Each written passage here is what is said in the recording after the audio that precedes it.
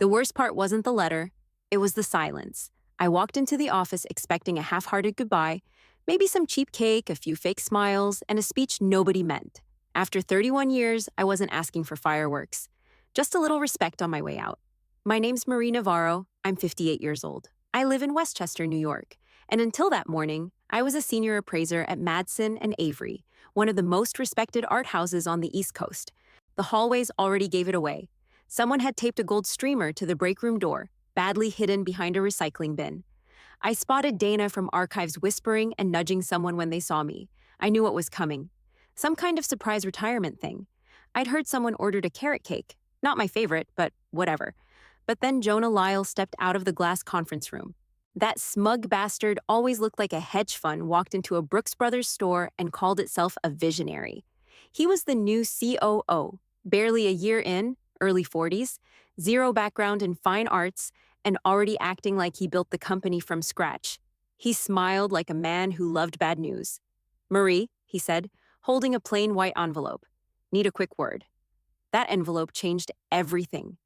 Quick note, before listening, share which city or country you're watching from. I opened it right there in the hallway. My eyes locked on the words, effective immediately. Budget cuts, restructuring, severance package to be discussed later, 2 hours before my send-off. "Are you serious?" I looked him dead in the eye. "You're firing me today?" He shrugged. "These decisions are never easy." We're modernizing the firm's image. It's a strategic pivot. I was too stunned to speak. And that's when HR walked up. Kelsey, the robot with a clipboard and a master's in passive aggression. "We'll be announcing your transition now," she said like she was reading from a PowerPoint. "Please join us in the lounge." I followed them in, numb. People had gathered. I saw the cake on the counter, untouched, my name in gold icing. One person even had a phone out, like they were expecting some kind of moment. Jonah cleared his throat. "As part of our growth strategy, we're sunsetting some legacy positions. Today we say goodbye to Marie Navarro, who has served us." I didn't hear the rest. My eyes drifted toward the legacy wall. Where my photo used to be, there was just a rectangle of clean paint surrounded by dust. 31 years, wiped out with a Windex rag. I turned and walked out of the room, envelope in hand. I kept walking, out of that room, down the hallway past Dana and those other little whispering cowards. I didn't stop, didn't speak, just kept my chin up and eyes forward. My hand clenched that envelope so hard, the edges cut into my palm. I made it back to my office without breaking, but just barely. My legs felt like pins, numb but shaking. I dropped the envelope on my desk like it was radioactive. Then I turned and looked back toward the lounge. The cake was still sitting there, sad, untouched, sweating under a plastic dome. Gold icing letters curled at the corners. "Congratulations, Marie." That word hit harder now, like a joke with too much bite. I glanced at the legacy wall again, through the glass. The empty spot where my photo used to be stared right back. They didn't even bother to patch the hole from the mounting hook. I walked over to the intern's desk outside my office and leaned over her monitor, pulled up the employee portal, searched my own name. Nothing. No photo, no ID, no Marie Navarro. It was like I'd never existed. I backed away, chest tight, ears buzzing. A part of me still expected someone, anyone, to say something, to step in, speak up, call it wrong. I'd trained half the people in that building. They used to call me the eye behind closed doors, because I spotted the difference between a six-figure original and a cheap fake faster than any scanner. Now, just silence, the kind that feels thick, like you're underwater. Then I heard him, Jonah. He was standing near the lounge, talking loud enough for the whole damn floor to hear. "Marie was a classic piece," he said, smirking. "A well-aged paintbrush. Good for nostalgia, but not much use in a modern studio." Someone chuckled. I don't know who, and I don't want to know. I didn't respond, didn't flinch, just stood there staring at him. My throat burned, but I swallowed it down. I had to. I turned and walked back into my office, shut the door, sat down. And then it hit me. How much they took in one morning. 31 years of perfect appraisals, museum loans, midnight calls from European clients, talking collectors off cliffs, calming egos, stopping scandals before they made headlines. Gone. No plaque, no speech, just an envelope and an insult. I stared at the framed certificate on my wall, the Cézanne case.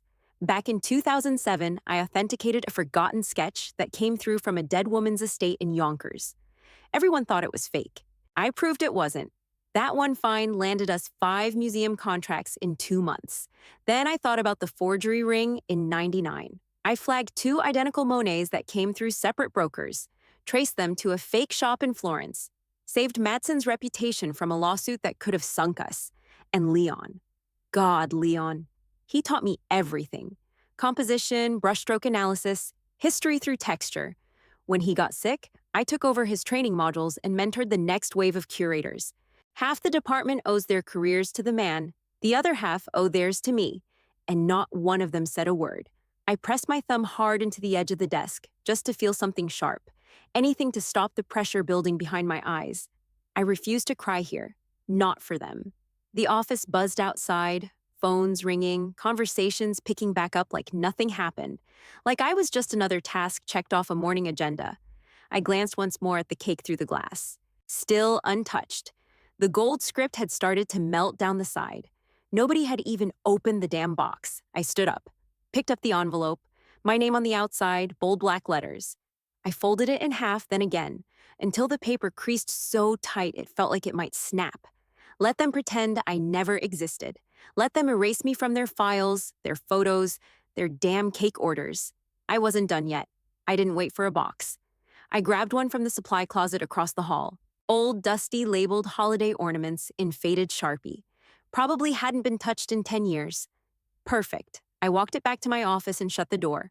Locked it too. If they wanted me gone, I'd go. But I'd do it on my terms. I started with the shelf, slow and steady. My chipped teacup from the Dalloway estate. The old man gave it to me after I helped him offload a Rococo nightmare some Parisian crook had sold him. Told me it reminded him of his wife. I never drank from it. Just kept it where I could see it. Next, my folder of notes. Handwritten, barely legible unless you knew what you were looking at. Dutch masters mostly. Rembrandt's layering tricks, Van Dyck's varnish fingerprints. That folder held 20 years of instincts no algorithm could replicate. Then the photo, me and my son Danny, from his 4th-grade art show. He had drawn me standing in front of a giant painting, with big cartoon eyes and a ponytail that looked more like a broom. I'd kept that sketch on my corkboard for over a decade. I reached for the bottom drawer last, the heavy one. Inside were loose papers, old client receipts, a busted stapler, a spare phone charger. I dug underneath it all and found what I didn't realize I was looking for: a small black flash drive, the label yellowed and peeling. It read, Client Integrity, 97. I sat down, holding it in my palm. It was lighter than I remembered. It all came back. That year, Leon had been let go, early retirement, they called it. But we knew. He'd started asking questions about pension tracking, noticed irregularities in staff accounts. 1 month after his retirement, his benefits vanished. Clerical error, they claimed. He died broke in a 1-bedroom walk-up in Harlem. He never got a cent of the money he earned training 3 generations of experts. But before he died, he gave me one final piece of advice. Sat me down at a diner off Canal Street, coughing through every word. Protect the real collectors, he said. And protect yourself, Marie. Because one day, they'll come for you too. I built the script that week, hid it behind appraisal software. Nothing malicious, nothing traceable, just a watchdog. It flagged data inconsistencies, transactions that didn't match chain of custody, misfiled retirement records, swapped values on verified works. It had slept quietly for years, embedded in code I maintained, no one else touched. It only needed one thing to wake it up: the original flash drive. I slipped it into my pocket. Outside, I heard footsteps, someone passing by, maybe HR checking if I'd left yet. I waited a beat, then 2, nothing. I powered on my terminal. It took forever to boot. These things always lag during restarts. I kept an eye on the door, still locked. The login screen blinked. I typed in my credentials. They hadn't shut me out yet. Amateurs. Once inside, I pulled up the legacy record system, buried 3 layers down in the old appraisal logs, clicked a tab no one used anymore, except me. A loading bar crawled across the screen. I slid the flash drive into the USB port. The screen dimmed for a second, then flashed once. A tiny window popped up in the corner. One prompt: Activate Leon protocol? My hand hovered over the mouse. This wasn't revenge, it was insurance. I clicked yes. The screen went black for 3 seconds. Then the system resumed like nothing happened. Just a quiet little handshake in the background. No alarms, no pop-ups. I pulled the drive out and dropped it into the box with my teacup. Then I powered off the computer, gathered the last few pens and loose papers from my drawers, and shut the lid. Outside, the office sounded normal. Phones ringing, laughter, someone arguing about shipping logistics down the hall. They had no idea. I picked up the box and unlocked the door. Time to go. I stepped into the elevator with the box in my arms and pressed the button for the lobby. My reflection in the mirrored doors looked calm. Too calm. Like I was just headed out for a dentist appointment. The elevator dinged once and started its slow descent. Every second between floors stretched out. I didn't look back. Down in IT, buried under 2 floors and too many forgotten coffee mugs, a junior tech named Devin sat hunched at his screen, scrolling half-heartedly through flag reports. He had one earbud in and a chicken salad wrap halfway unwrapped next to the keyboard. He didn't notice the anomaly right away. The system tagged it as a minor legacy access error in the archive servers. Nothing urgent, just a low-priority flag under a familiar folder path. Then a second one pinged. Devin squinted at the screen. "Navarro?" he mumbled, tapping the spacebar to refresh the diagnostics. "Didn't she just get canned?" He leaned closer, pulled up the server log. It showed a flash drive access from a registered device, system access under her old terminal ID, and one encrypted data push to a mirror drive labeled Protocol L97. He sat back and exhaled through his nose. "Old system ghosts," he said, shrugging. He clicked Suppress Alert and went back to eating. Meanwhile, behind the scenes, the Leon protocol did exactly what I designed it to do. No noise, no alerts, no direct links. It unzipped itself inside the secure archive network and crawled through 31 years of data. Appraisal logs, authenticity verifications, pension distribution records, catalog listings, invoice exports, internal insurance communications. Everything. It flagged every mismatch, every duplicate entry, every asset that was listed one way on paper and another way in shipping. It pulled pension transactions logged against ghost accounts, money meant for retired staff that never landed where it should have. It sorted the mess into neat files, labeled, indexed, time-stamped. Then it started sending. Small packets, encrypted and routed through anonymized bridges, landed at the inboxes of every major art registry in Europe and North America. Insurance firms, collectors' consortiums, government archives. Each file included full metadata and a signature they couldn't ignore. Navarro Protocol attached. Back upstairs, Jonah stood in front of the glass wall of conference room C, his sleeves rolled up like he thought it made him look busy. "Our Q3 strategy is leaner, smarter, and forward-looking," he said to the room, pacing like a TED talker on a time limit. "Legacy staff is emotionally expensive and financially wasteful. You cut fat, you move faster." A few execs nodded. One even clapped once, before realizing no one else joined in. Jonah smirked. "This morning's transition saved us over $600,000 in comp and benefits liabilities. That's what progress looks like." Then his laptop pinged. He paused, lifted the lid, and frowned. "Hold up," he said, eyes scanning the subject line. "From International Art Registry subject, unverified asset flow, Navarro Protocol attached."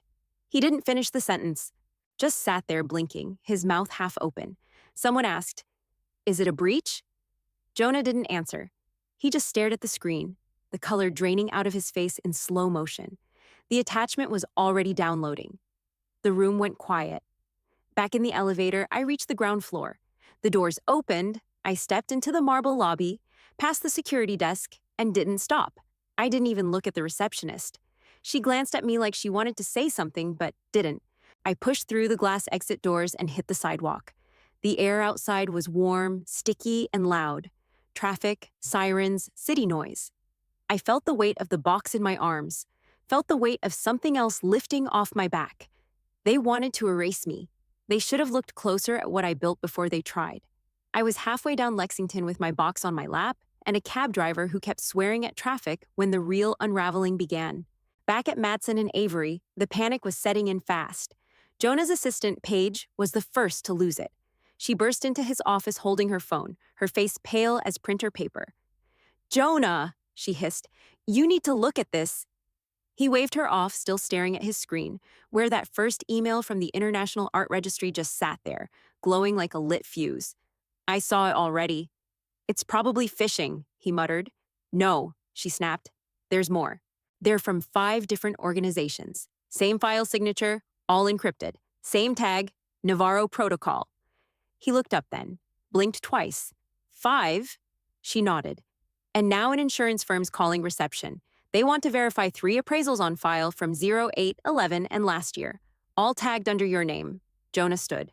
That's impossible. Those pieces were certified. He stopped. Wait, why would they even? More pings hit his inbox, and then his desktop. Ping, ping, ping. Subject lines flooding in like a flood warning. Request for confirmation. Navarro Protocol. Discrepancy in appraisal chain. Signature conflict detected. Asset misclassification. Notice, immediate audit required. Each message included digital receipts, records, and linked appraisal reports pulled straight from the company's internal system. He hadn't even realized how exposed he was until now. Outside his office, the phone started ringing. Reception couldn't answer fast enough. The accounting manager popped his head in, holding a printout. Are you aware auditors are emailing retired staff directly? The guy asked. Someone just forwarded me a notice sent to Leon Abrams' estate attorney. Jonah blinked hard. Leon's been dead 5 years. The guy nodded. Exactly. His pension was never paid. They know. That's when Jonah's voice started cracking. There has to be a hole in the firewall, he barked. Shut it down. Right now. Cut external connections. Pull the backup server. Paige was already on her phone, trying to reach IT. They're not answering? In a cab across Midtown, I leaned my head against the window as we sat in traffic. A couple walked past holding iced coffees and a dog in a stroller. The driver swore again, honking at a delivery truck. I didn't care how long the ride took. I had nowhere urgent to be. I just watched the city move like nothing was happening, like reputations weren't crumbling, like decades of lies weren't being peeled back layer by layer. The Leon Protocol didn't care about schedule or politics or board approval. It just told the truth. All of it. Every forged piece that slipped through and got marked authentic. Every adjusted estimate that inflated auction value. Every pension deposit that accidentally got rerouted to admin overhead. Back at the office, Jonah was drowning. Find the source, he growled. Kill it. Paige looked up from her laptop. You don't understand. These aren't coming from inside anymore. They're triggering chain responses from global registries, like someone lit a match in the server and dropped it in a dry field. He turned to the wall of monitors and yanked one of the cables loose. The screen blinked off, but the alerts didn't stop. His phone lit up again, his personal line now. The call display said, Private Collector, Zurich. He didn't answer. Instead, he grabbed his coat like he was going to march down to IT himself, fix it all with a glare and a few threats. The second he opened his door, the marketing director was standing there, looking white as snow. The Callahan Foundation just froze their next bid cycle, she said. They're demanding proof of chain on the Vermeer we sold them. 5 years ago, Jonah didn't even blink. They said they're contacting their lawyers. He shut the door in her face. Back in my cab, I finally cracked a smile. It wasn't gloating. Not exactly. It was just that warm little rush that hits you when something long overdue finally lands where it's supposed to. 100 people inside that building had walked past me this morning like I was a coat rack. Not one of them said a word when Jonah cut me loose. Not one dared step forward. Now they were all swimming in it. I leaned back in the seat, watching the clouds move slow across the sky, and thought about Leon, how he used to say, truth is slow, but it doesn't stop. No, it doesn't. Not anymore. By the time my cab hit 38th, the IT team thought they'd plugged the hole. One of the senior engineers, Raj, had traced the file access chain and killed 3 internal ports, purged the backup log, and quarantined the affected server. Devin, the junior guy from earlier, wiped the ghost drives and swore that was it. Everything looked clean. No new alerts, no new emails. Jonah exhaled like a balloon deflating. Good, he muttered, standing over Raj's shoulder. You did your job. Finally, Raj didn't respond, just nodded once and shut his laptop. Sweat ran down the side of his temple. In the boardroom, Jonah straightened his blazer and walked in like he was back in charge. We've contained the breach, he said. I scrubbed the infected directories. Looks like a dormant script woke up by accident. Probably some old legacy junk Marie left behind. We'll call it a corrupted file chain. Someone from legal asked, "You're sure it's not an active attack?" Jonah shook his head. "There's no external IP traffic now. We isolated everything. The emails that went out, we'll claim they were misclassified by a debug filter." He leaned on the table, voice getting smoother by the second. "Let's get ahead of it. Draft a statement. System hiccup during our transition. No data was lost, no client impact." The room loosened up, a few nods. One guy even leaned back and said, "Hell of a morning." Jonah smiled. Like he believed it, they thought it was over. 3 minutes later, the lights in the boardroom dimmed. All 4 wall monitors flickered, once, twice, then filled with scrolling code, moving too fast to read. Across the hall in IT, every screen lit up again. No mouse clicks, no hands on keyboards.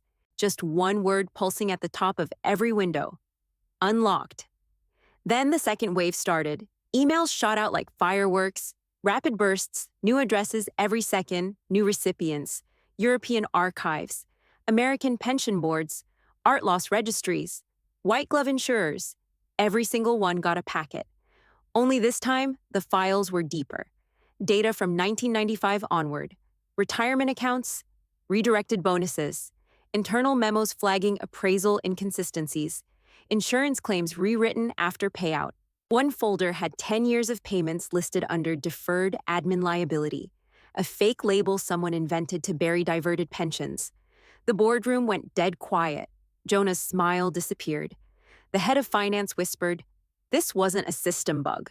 The oldest guy at the table, a founding partner, spoke next. "It's a design." They all looked at Jonah. He stepped back from the screen, shaking his head. No, this wasn't her call. She couldn't have... But the monitor didn't care what he believed. The scrolling stopped, and a final message appeared, glowing blood red across every screen in the building. Only valid signature, Marie Navarro. Back in the cab, my phone buzzed. No caller ID. I didn't pick up. The driver glanced at me through the mirror. "Everything okay back there?" I nodded once. "Yeah," I said. "It will be." The driver dropped me a few blocks from home. I gave him a 20 and didn't wait for change. Meanwhile, back inside Madsen and Avery, the collapse kicked into full speed. Investors were the first to run. A push notification hit the company-wide inbox at 1:32 p.m. 2 major auction underwriters have withdrawn pending internal investigation. Less than 10 minutes later, a third partner, a long-standing private collector fund out of Boston, issued a formal retraction of future bids. The note was 2 sentences long and ice cold. "Until these discrepancies are resolved, we are suspending all engagement, effective immediately." Then the London office posted an official statement across their socials. "Due to internal compliance concerns, all upcoming sales will be paused pending review." This applies to Madsen and Avery Global and all affiliates. Jonah saw it on his phone in real time. He stared at the screen like it had slapped him. "Get me on the phone with London," he barked to no one specific. But no one moved, not Paige, not the board, not even IT. He turned toward the conference room, and that's when it happened. Michael Tan, one of the directors from compliance, finally stood up. Tall guy, usually quiet. This time, not so much. "You didn't just fire her," he said. "You set off a time bomb." Jonah started to speak, but Tan didn't give him the chance. "She was the only one in this building who ever gave a damn about where the numbers pointed, and you canned her for cake and headlines. She planted a trap," Jonah snapped, but the words landed flat. "No," Raj said quietly from the back corner. "It's not a trap." Everyone turned. "It's not a virus." "It's a safeguard," he said, laptop still glowing on the table. I went back through the code. She didn't install anything new. It was built in, from the beginning, embedded, hidden in plain sight. Jonah's jaw twitched. "You're saying she was spying on us?" "I'm saying she was protecting the company from exactly what you let it become." Nobody argued. A soft chime came from the wall monitors. All 4 screens now displayed a rolling financial counter. No graphics, no charts. Just one giant red number climbing faster by the second. $617 million. $701 million. "Is that verified?" someone asked. Raj nodded. "Appraisal mismatches, pension withdrawals, unpaid disbursements, false valuation inflations. all adjusted for time and inflation. He tapped a key. The script ties each case to an internal signature. The trail's clean. It shows every approval code the number kept going. $842 million. Jonah backed away from the table. This isn't public yet, right? He asked. We still have time to control the narrative. Issue a revised press release, blame a third-party system fault.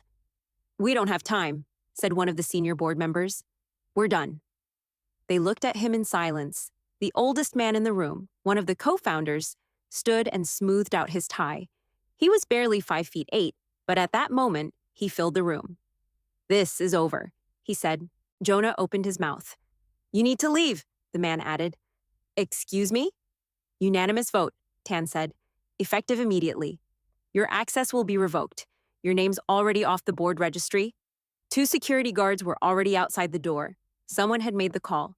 Jonah didn't move at first. He stared at all of them like he couldn't believe they were serious. Paige stepped forward with a single folder. They've asked you not to return. He didn't take the folder. He just turned, slow and stiff, and walked out without a word.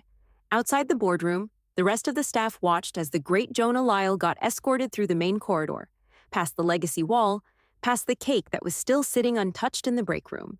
Back inside, the red number on the monitors froze. $893,440,129. No one spoke, no one breathed. And across every screen, beneath the total, 5 simple words appeared. File source, Marie Navarro. Valid. I didn't go home. I had the cab drop me 2 blocks from the office. Walk the rest of the way, box in hand, like it was just another day. I came in through the side entrance, down the stairwell, straight into the staff lounge. Nobody noticed me at first. The cake was still there, sweating under the dome, same slanted gold script melting down the side. Congratulations, Marie. It looked more like a warning now. The room was half full. Admins, assistants, 2 junior curators. All of them talking low, clicking through their phones like they were waiting for another shoe to drop. A few heads turned when I walked in, but no one said anything right away. Then I heard it. Quiet behind me. The audit has her name on it. Another voice near the fridge, sharper. Wait, Marie Navarro? Are you serious? I walked past them, set the box down on the counter next to the napkins, pulled my coat tighter. Not one word from me. I just let it hang there. Whispers picked up. The room changed. You could feel it. The first to actually move toward me was Finley. She'd been one of my juniors, smart, eager, always asked questions no one else bothered with. I used to leave her notes in the margins of her valuation drafts. Trust your eye, I'd written once. Don't let the spreadsheet think for you. She stepped forward now, blinking like she wasn't sure what she was seeing. You did this, she said. Didn't you? I didn't answer, just met her eyes and gave a small smile. Her jaw tensed. She glanced around the room, then back at me. They said someone set off a protocol, that it traced everything, the pensions, the forgeries. More people were turning now. One guy at the coffee machine just stood there frozen, holding an empty mug. The interns by the microwave stopped pretending they weren't listening. I kept my hands on the edge of the counter. Steady. Let them look. Finley leaned in a little closer. It was you. I said nothing. That's when the room finally snapped out of it. Whispers turned to words. People started talking, soft, fast, urgent. She was fired this morning. Jonah's gone. I just saw. The numbers hit 900 million. Navarro was the signature. I didn't need to say a damn thing. They figured it out themselves. This wasn't some bitter exit. It wasn't revenge. I hadn't come back for cake or closure. I came back so they'd know, so they'd see it with their own eyes. Not erased, not silent, not gone.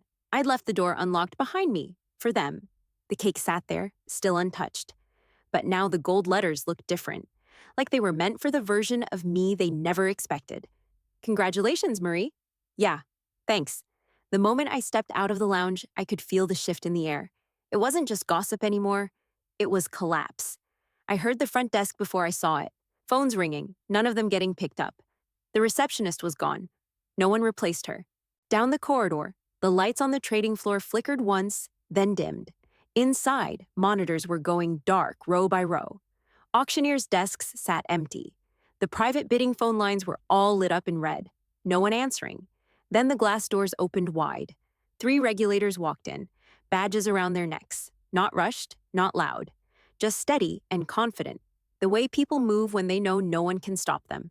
Behind them, two more staffers wheeled in a portable scanner and a rolling crate of sealed evidence bags.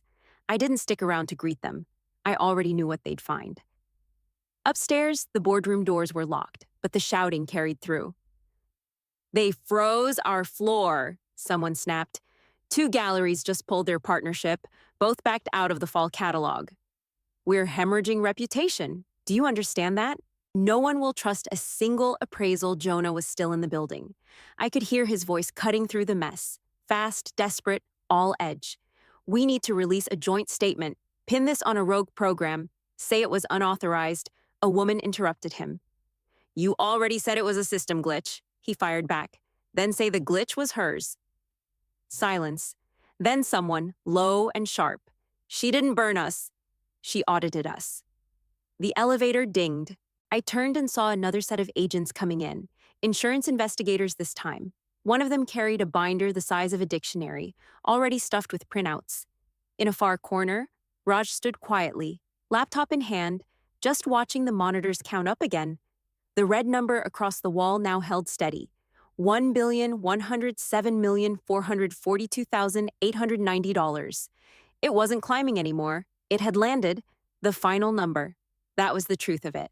The rot they'd built over decades, finally put in ink. And every single page, every single report, had one thing in common. Navarro Protocol. Valid source. Marie Navarro. They tried to bury me in silence. I buried them in records. I caught a glimpse of Jonah as he was escorted down the hallway. Security on both sides. He wasn't yelling now. He looked lost, confused, angry, but empty. The staff didn't even pretend not to stare. People leaned out of doorways, stood up from cubicles, phones in hand, watching him walk his shame down the corridor he used to run like a king. He passed the break room. The cake was still sitting there. I hoped he saw it. He pushed through the front doors and didn't look back. I didn't follow. I didn't need to. Upstairs, in the boardroom, someone tapped a screen to shut off the report. It refused. Every time they tried to kill the feed, the same message pulsed back. Only valid signature, Marie Navarro. I didn't need applause. I didn't need closure. I gave them the one thing they never gave me, accountability. And now they couldn't escape it. I stepped outside and let the door close behind me for the last time. The sidewalk was busy. People on lunch breaks, bikes zipping past, someone yelling at a rideshare car that stopped too short. The city didn't know what had just happened inside that building. It didn't need to. I crossed the street and found an empty bench near the corner, set the box down beside me, and sat. Inside were the pieces they couldn't erase, a chipped teacup, a kid's drawing, and the flash drive that burned their lies to the ground. I didn't feel bitter. I felt clean. Then my phone buzzed. Unknown number. I let it ring twice, then picked up. "This is Marie." A woman's voice answered, confident, crisp. "Miss Navarro, my name is Lydia Crowley. I'm the CEO of Century Auction House. We're a rising platform focused on compliance-first curation and international transparency." I didn't say anything, just listened. "We saw what you did. Quietly brilliant, if I may. We'd like to speak with you about consulting with our executive ethics team. Your experience is exactly what the industry needs." I stared across the street at the revolving door of Madsen and Avery. "Send the details," I said. "Email's still the same." Of course. Looking forward to it, I hung up. A cab passed. I raised my hand and it pulled over. I picked up the box and slid into the back seat. The driver asked where I was going. I told him anywhere with quiet coffee. As he pulled away, I looked down at the closed velvet case resting at the top of the box. My never-awarded commemorative watch. Still pristine, untouched. They never gave it to me. Didn't matter. I had something better. I had the truth. I had the memory of Leon's voice in that diner and the promise I'd kept to him. As the cab rolled on, I pictured the break room one last time.